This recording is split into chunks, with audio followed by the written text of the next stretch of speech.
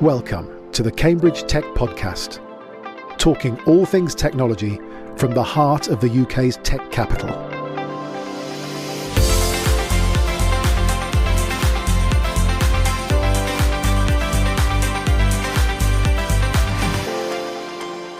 Here are your hosts, Faye Holland and James Parton.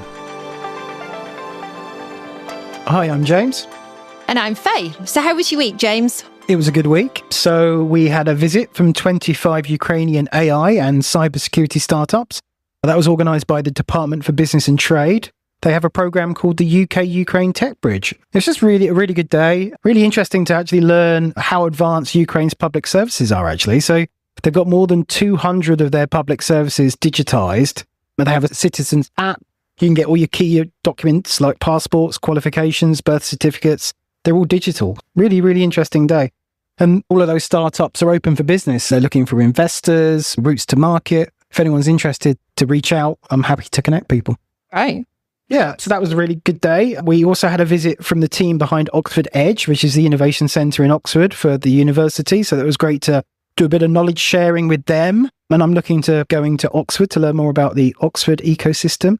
Also a shout out for any AI engineers and technical founders that are listening. We've set up a bi-weekly office hours with Google Cloud.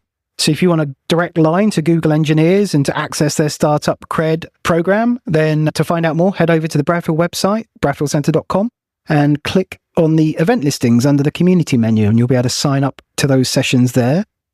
Is anyone else doing that, or is that unique to... It's not unique to Bradfield, so it's open to anyone, but we've brokered that initially, but it's for everyone. It's not just for us. So yeah, please get involved in that. Last week, I went down that rabbit hole of YouTube. My rabbit hole this week is heritage brands. So we were having a discussion about branding and marketing in general, and it was just like one of these lunchtime conversations. Okay. Yeah.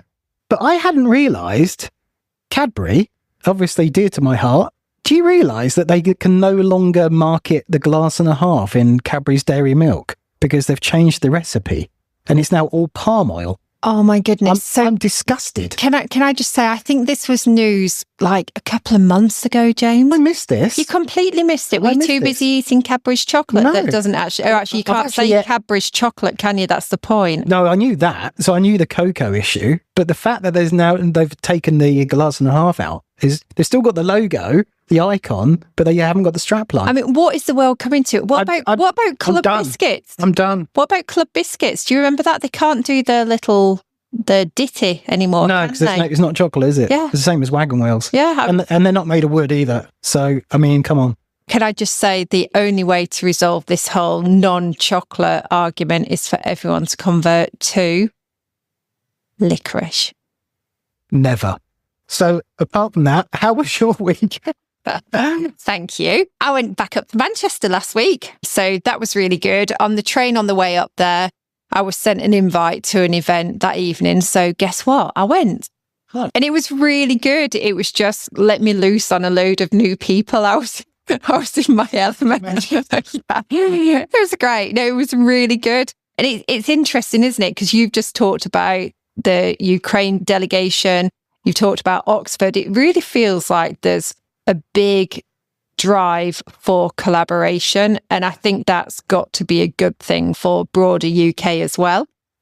So yeah, last week was pretty much new job stuff, if I'm honest. Also did a lot of prep work for this week. This week is a crazy, crazy busy week. I've got a couple of discovery roundtables for the Cambridge-Manchester partnership going on. So I think we've got 6 of them in total, but 2 of them are this week. I'm hosting later on today a regenerative innovation ecosystem event. So about doing things properly when you're building ecosystems, which I think will be quite interesting. So more on that probably next week. And then I'm also leading a technology innovation and growth event in Cambridge this evening with the Chamber. And I've got a dinner tomorrow evening. Wow. I mean, it's pretty full on even for me, I have to say, this week. Exciting. Okay, so shall we move on to this week's tech news? So the first story we have is some big figures are knocking around this week from the government. First, the Oxcam Arc has received a further £400 million to boost the corridor, putting Cambridge at the centre of the government's growth strategy.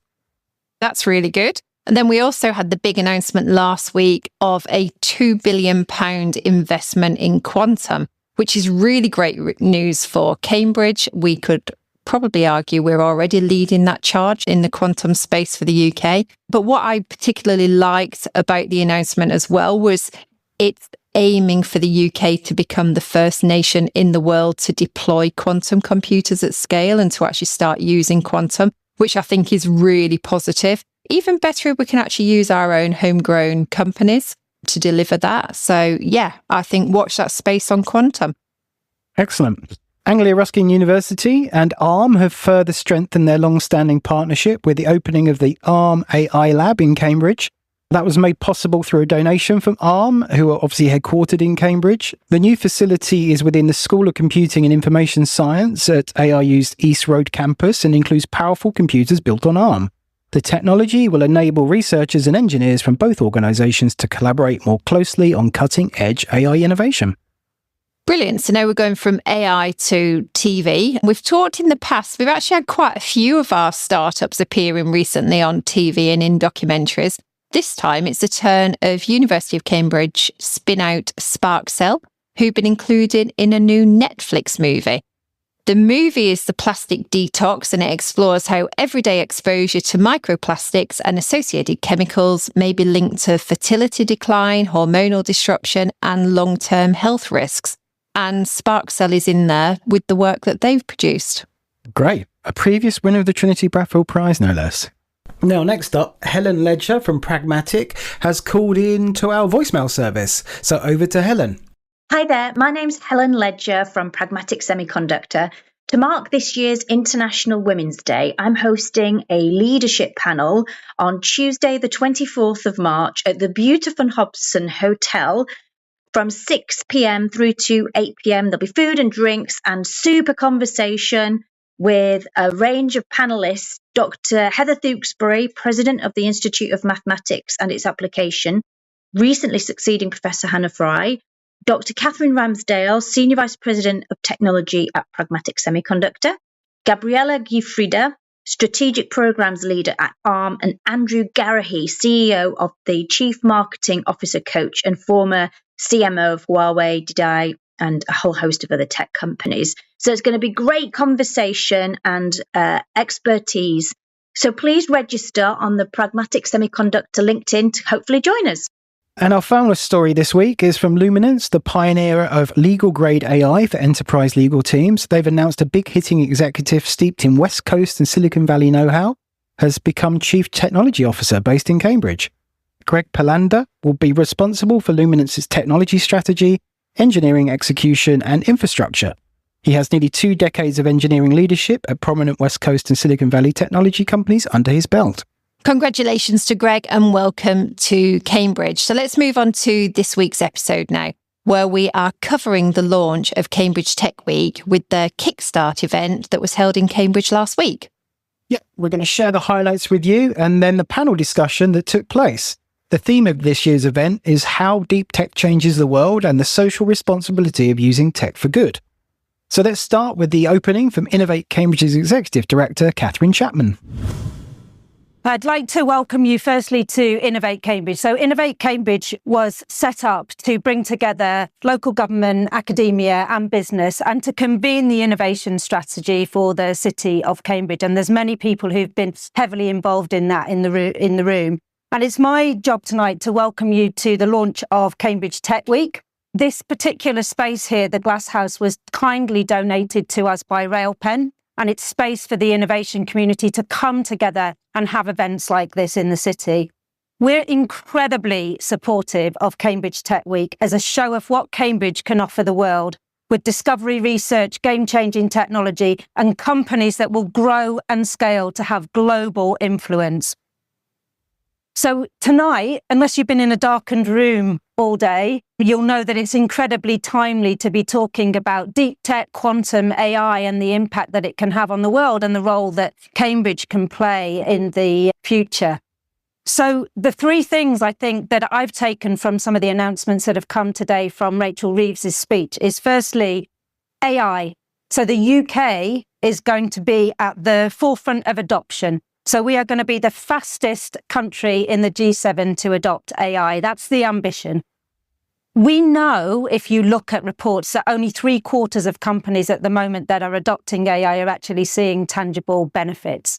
So as an innovation ecosystem, that's where we should be coming in and being customer driven and thinking about what we need to do in terms of supporting and partnering with government to enhance that adoption, creating market demand as well.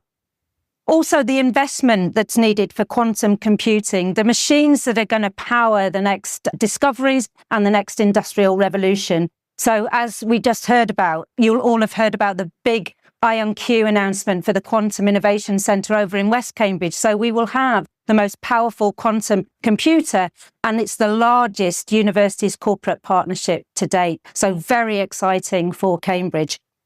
And then thirdly, which may have been slightly lower down in the list of announcements, but you will have heard that Rachel Reeves said that actually the government wants to be a strategic partner to academic institutions so that we can work with government to deliver the research of the future. And in fact, you'll all know as well that UKRI is going through some quite big changes, significant changes at the moment, and a new strategy will be announced soon.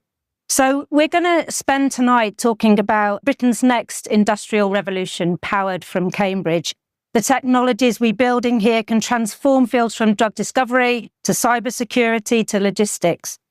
We're building capability domestically, and it's about economic competitiveness and restoring national resilience. So tonight is a taste of what's in store for 2026 and Cambridge Tech Week. And this promises to be the best Cambridge Tech Week yet. Following Kathryn, we also heard from Rob Bridge, who's the Chief Executive of Cambridge and Peterborough Combined Authority. And his speech reiterated Kathryn's message and shared how the local growth plan was unashamedly ambitious and that Cambridge and Peterborough will drive the national economy. It was great to then hear from Mike Short. He's got an incredibly impressive career, which I expect is why he's become the chair for this year's events steering committee. He also talked, as well as being chair, he talked about the major quantum announcement we've just talked about in the news. I just thought I'd say a few words briefly about the quantum announcement, because I sit on the National Quantum Programme. We previewed the announcement last week. Very excited that it's been announced today, St. Patrick's Day. And a significant announcement. It also is £2 billion. That is a huge announcement from this government and is the biggest announcement they've made in science and tech so far. It's also very significant in that it's not just about computers. It's also about the acceptance of quantum computers as a purchasing item within the government's Procure programme. It's very rare that a government would announce an R&D programme linked to future procurement. But they're actually stressing the procure aspects with a Q for procure within their program. It also covers quite a few areas which I'm sure are of high interest to Cambridge, will be covered in Cambridge Tech Week in terms of sensing and PNT, position, navigation and timing. We'll also cover some other areas which could be skills-based from a quantum point of view. So I'm sure we can cover more on quantum during Cambridge Tech Week. Oh, I've got really fond memories of Mike. He was a really great mentor for me in my early career when we were both at O2 in the early 2000s. We then heard from Michaela Eschbach, who is at the helm of Cambridge Tech Week. She talked us through the week, which remains pretty consistent with the format of previous years, as you'd expect. Yeah, so the format is Monday remains the Cambridge Showcase and talks about unlocking a world-class innovation hub and also brings in other ecosystems into the discussion. Tuesday is the Visionary Tech Day, showcasing game changers and world beaters. Wednesday, typically my favourite day, is the Startup and Scale-Up Day, which is about building the next generation of deep tech giants. And then the Thursday returns with deep tech dives covering AI, quantum, medtech and health tech. Excellent. And we'll get Michaela on with regular updates. We're also back as the official podcast sponsor, so we'll be bringing you regular teaser content as keynote speakers are announced. So that's the intro. Now let's get to the panel, which tackled what kind of ecosystem is required to power deep tech at global scale. So Kathryn Chapman was the chair of the panel. We then had Professor Sir John Aston, who is PVC for research at the University of Cambridge, Joe Slota-Newson, who's a venture capital investor, and Lucy Yu, who's the CEO for the Centre for Net Zero at Octopus Energy Group. the first thing I should say is it's a really exciting time to be here in Cambridge, and it's a really exciting time for the university. I think it's important to remember where the university comes from. So it's been a bit of a strange week. Yesterday, I was parading up and down in some slightly strange clothes as we installed the Chancellor of the university, 800 years worth of history, as Chris Smith became the Chancellor. Yet at the same time, we were announcing £45 million for the latest AI system joint with Cullum for fusion that the university found. So hugely contrasting things. We've got a really, really rich history of amazing science and technology and arts and humanities right across the university that generate amazing ideas. If you look at the mission statement for the University of Cambridge, the mission statement is to impact society through education, teaching and research, the highest levels of international excellence. And it is to impact society. That really is the first few words of the mission statement. And I think what we have to remember is that many, many of our academics are really, really passionate about the work they do, but they want it to have an impact on society. And so if we look at the kinds of research that has been funded, be it the AI research, we've got fantastic researchers who are doing amazing things with AI, both at the sort of foundational level, developing the next set of generation of algorithms, using very sort of small scale systems to rival algorithms that are coming out of Google and other places simply by the way they think and the way they do things, through people who are using AI for discoveries right across the board, right across science. We have AI at Cam, which is passionate about using AI within the scientific process, through to the quantum technologies that we've been talking about already, all the way through to the way the university can then actually take those discoveries and then push them out to actually do things. So for me, it's about making sure that the university creates that ecosystem where brilliant people can have brilliant ideas, but then they can actually take those ideas through to actually making a difference to society. So we spend a lot of time thinking about how we as a university can help foster that. Now, one of the best things about being in the University of Cambridge, and so from Monday to Thursday, I'm the Pro Vice Chancellor of Research. On a Friday, I'm a mathematician who sits in my office and gets to do cool maths. Now, the best bit about that is that nobody tells me on a Friday what to do, and certainly my Monday to Thursday self does not tell me what to do on a Friday. So what I really want to do is create that ecosystem where people across the university can have those fantastic ideas, but then they can make a difference and they can do things by making sure that we have those links and those ways to push out things from the university with the right support, the right funding, and the right structures in place.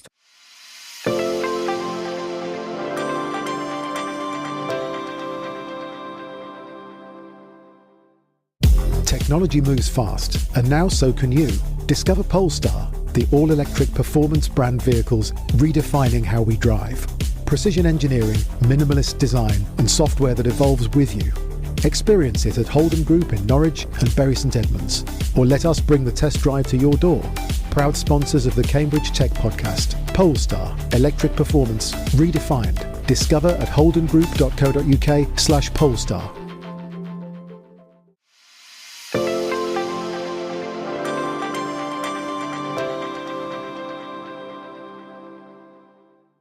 Okay, so Joe, moving on to the scaling then, and you described how you'd been embedded in the Cambridge ecosystem and invested in companies like Niobolt, which is fantastic. Can you just give us a little bit from your perspective about what you need to create an ecosystem where companies can scale? We hear so often this is the challenge. We can't scale, whether that be funding or talent. But can you tell us a bit from our perspective about how we might solve that?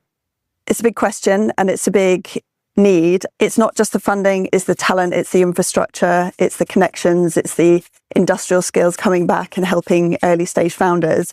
But just to take the lens of funding, it's everything in the whole life cycle. So we need amazing researchers in the university and outside the university to be able to do blue skies research, to really be creative, play with ideas, where we get good innovation that comes from. We then need good innovation funding within startups, within corporates, and we need good early seed capital, growth capital, and then we actually need more funding into venture capital funds. There's a lot of talk about getting pension capital moving to be deployed in the UK, and I'm not seeing a great deal of movement there. It seems to me that wherever a company or a project is, they'll say, whatever they need to do next is the valley of death, and that's the funding gap. But actually, there are gaps and needs along the whole way, I think.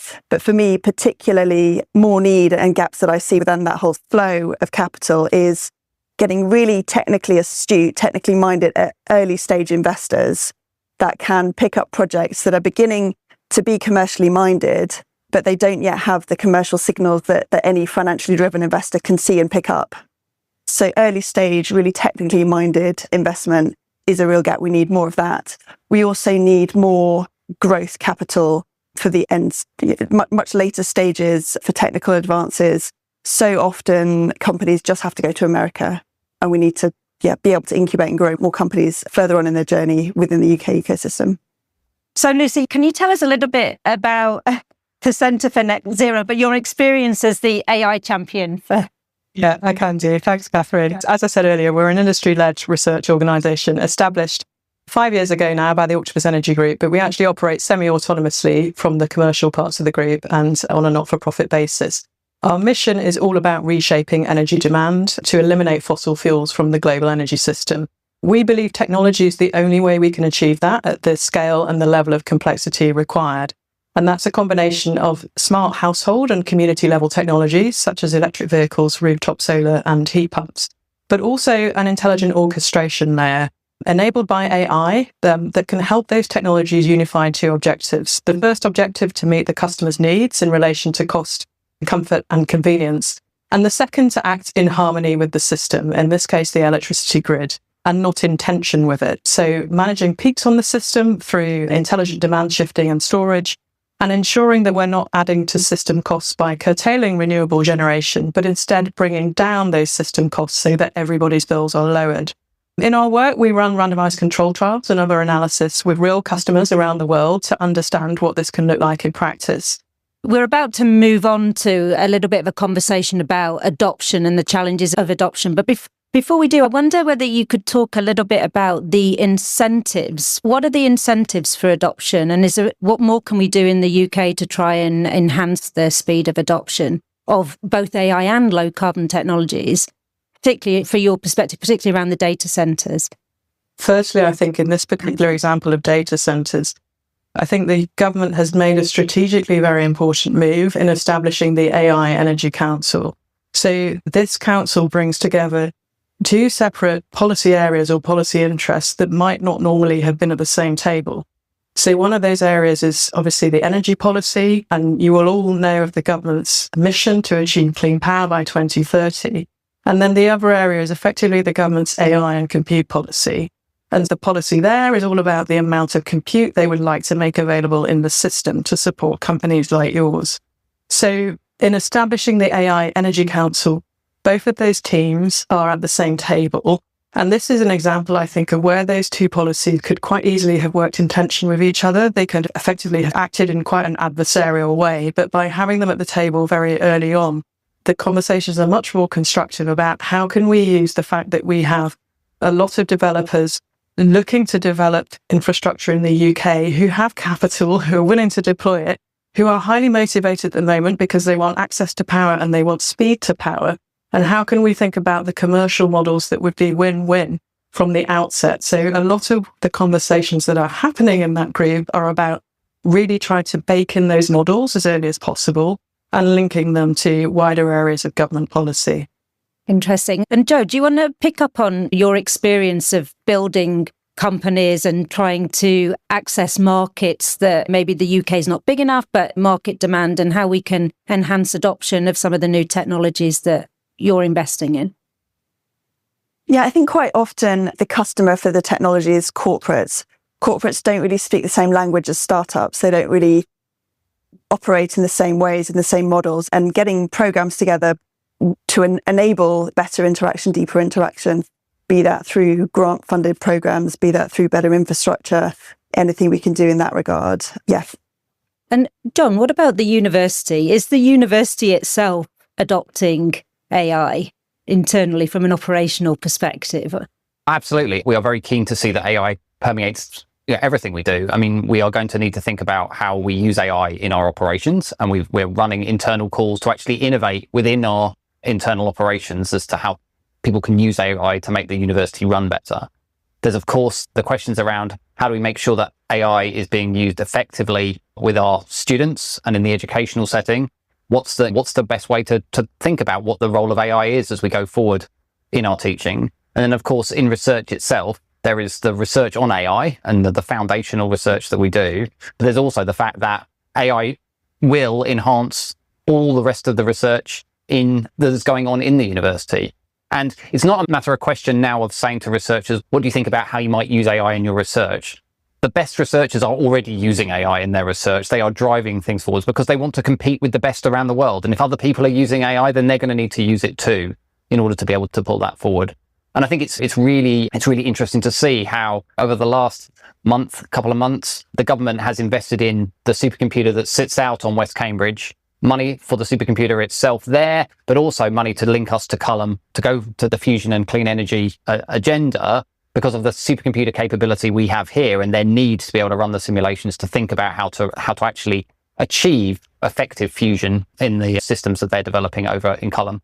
And if you think about it, Culham, Cambridge, it's all the Oxcam arc, all the Oxcam corridor. So in actual fact, that government priorities, as we've seen today in the announcements, about the fact that in actual fact, it is really going to be this corridor between Oxford and Cambridge that is going to really generate some of these ideas and some of this growth, comes from the fact that we can actually take the best of in Oxford and the best in Cambridge and put them together.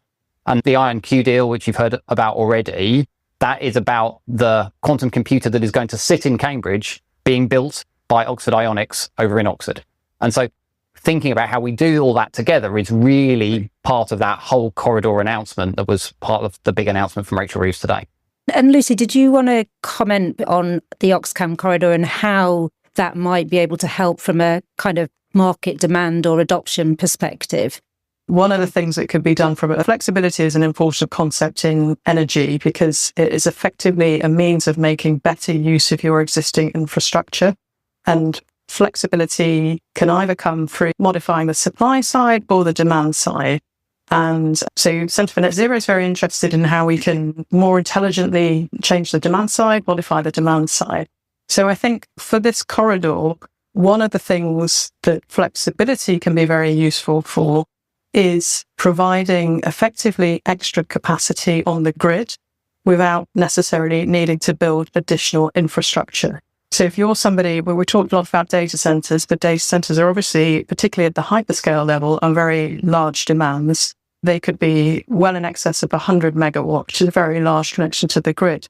But there may be smaller demands, such as housing developments. So even a new housing development of maybe, say, 1,000 houses might be much more like kind of 5 megawatt size connection to the grid for an all-electric development. So that just puts into perspective the differences here. So I think these types of innovations that I'm describing, which would be enabled by lots of distributed ownership of relatively familiar and mature technologies, such as rooftop solar panels, electric vehicles, home batteries, all of these things can act as conduits of this demand flexibility that I'm describing. So having that in the system, using that well in the system, can actually free up capacity on the network to enable new things to be connected faster. That's great. And Joe, moving on to the kind of Cambridge ecosystem. We're here in Cambridge, you know it very well. What do you see as the distinctiveness of Cambridge and where is Cambridge leading at the minute? A big question. So many threads to pull out, but maybe a couple. One is in its interconnected nature. It's sat here in the glass house with Innovate Cambridge. It's a good example of a structure within Cambridge bringing researchers, academics, ecosystem, corporates all together to find common ground and innovate and build. This is just one of many programs and collections and organizations within the Cambridge ecosystem. There are so many. Almost every other person has a new tech gathering, tech drinks. It's a real melting pot. We have a certain informality, which is fantastic. And I think feeding into that, another thread that I would pull is the creativity. And that kind of bleeds through from the university to the sort of the arts and cultural scenes. We talk a lot about the key ingredients to the ecosystem and people and talent is such a core part of that.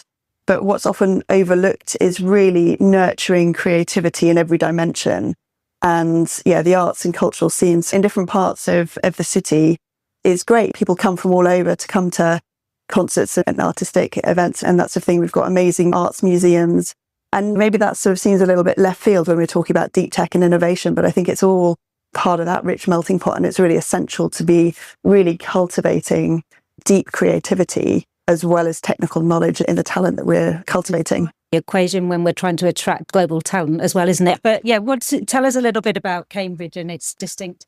I think it's been said really well. I think it is about that whole environment and that whole ecosystem.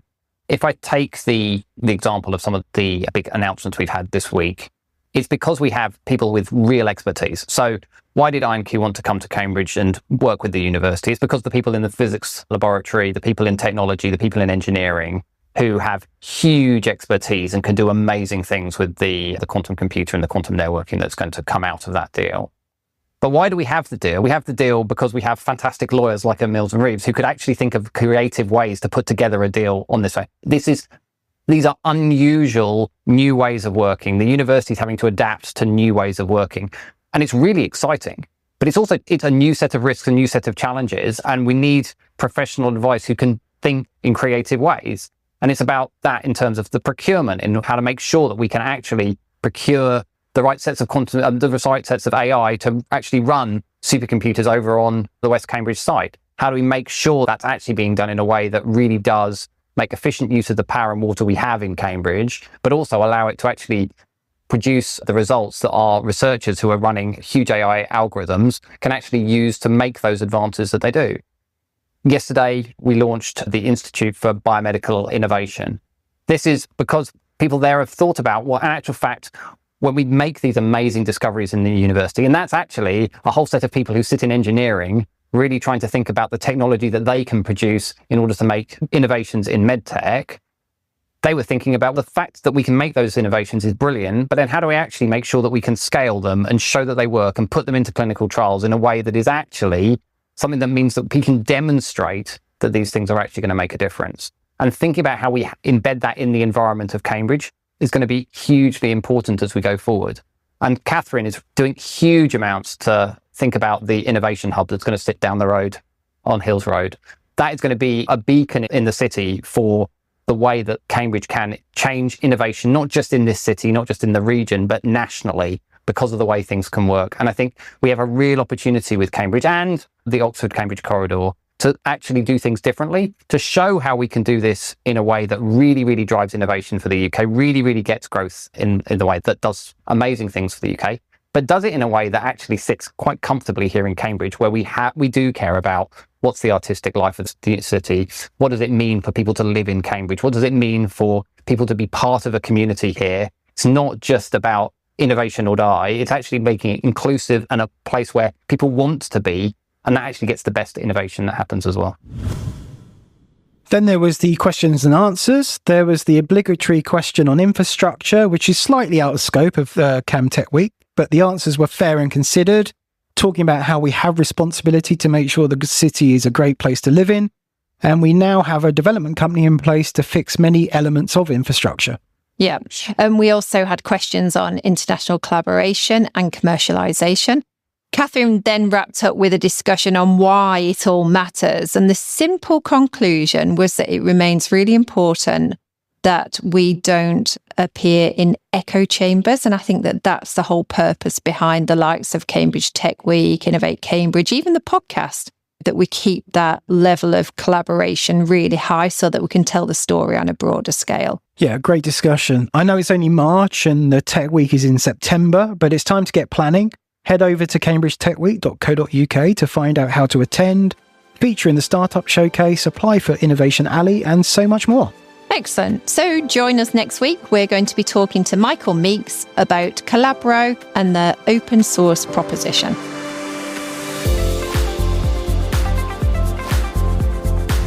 Today's show was produced by Joe Donaghy of Cambridge TV and supported by our media partner Business Weekly.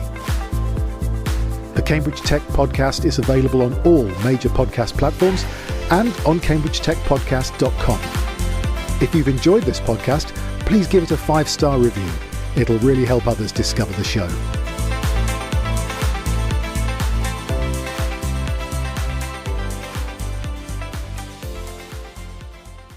Now you can get directly involved with the show. Leave us up to 60 seconds of audio by visiting cambridgetechpodcast.com on your computer or phone and click Call the Show from the menu. Send us your news items, events to promote, leave us feedback or suggest a guest.